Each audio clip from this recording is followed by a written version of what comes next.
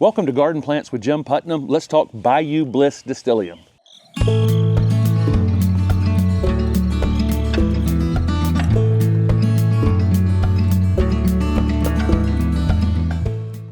This is Bayou Bliss Distylium. This is a distylium that is from Buddy Lee, the inventor of Encore Azaleas. This one is truly unique, and so distylium out of nowhere has just become a plant that's used everywhere here in the, especially in the southeast. Their hardiness is more for the southern part of the country.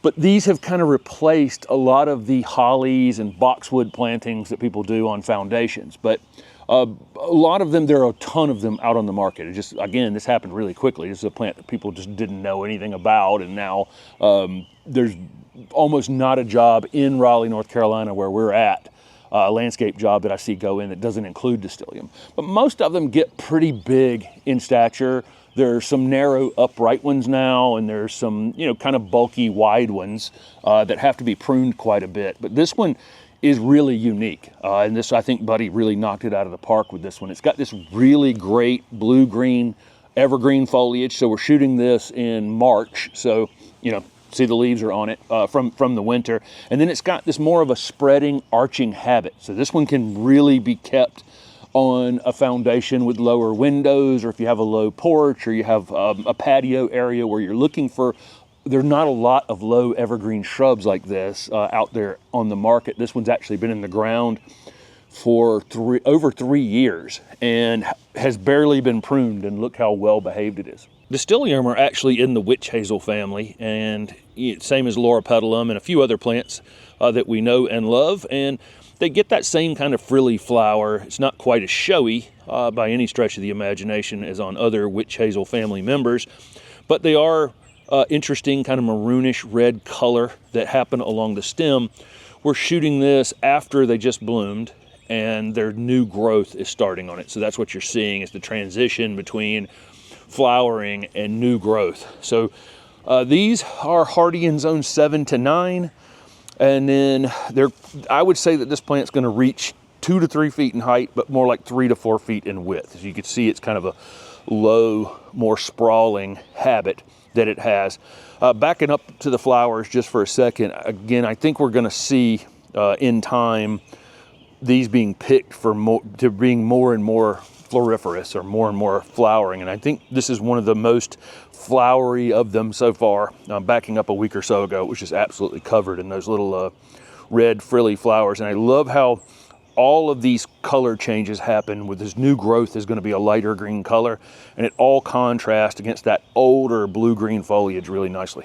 Like other distylium, these are going to be for full sun or part shade conditions. They really will tolerate the heat extremely well. We've got this one kind of a part shady spot, and it's probably a hair looser than it would be if it was in more sun, meaning that the more sun, the more compact the growth habit's going to be overall.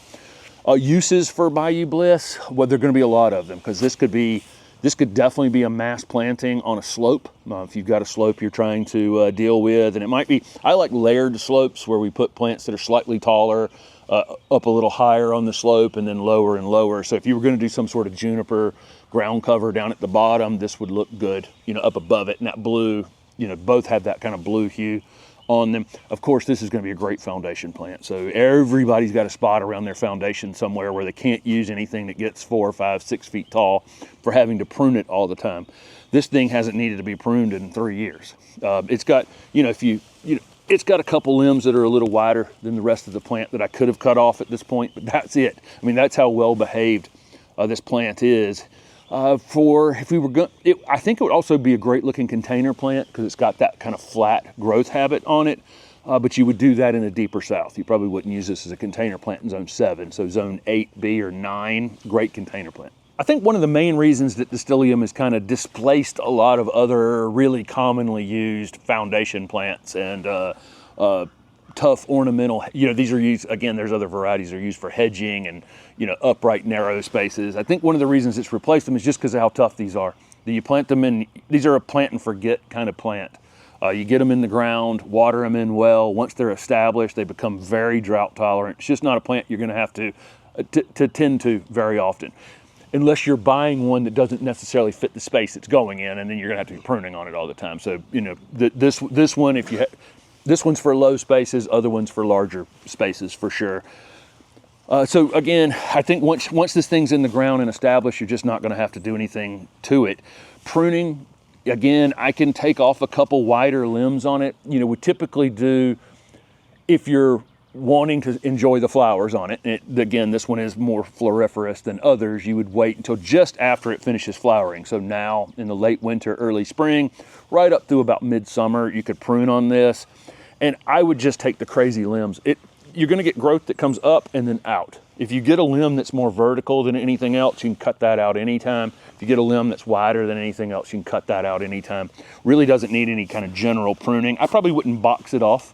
You know, just let it kind of keep this kind of natural habit that you can see right here.